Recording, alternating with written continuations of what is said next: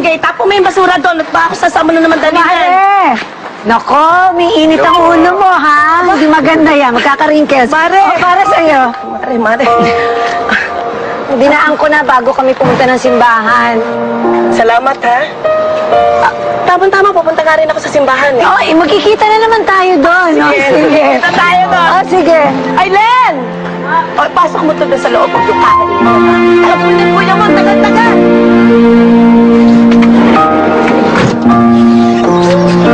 Sige, Mare. Mauna na kami, ha? Salamat, ha?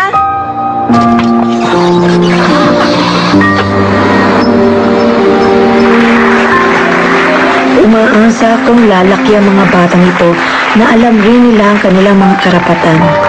Dahil sa buhay, you will fight for what you think is right.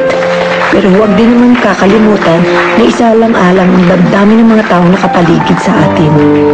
Nang tinanong ako kung bakit ako nagsampa ng kaso, kung dahil ba sa isang halik o dahil hindi ako nabigyan ng permit. Ngayon, malinaw na sa akin ang sagot.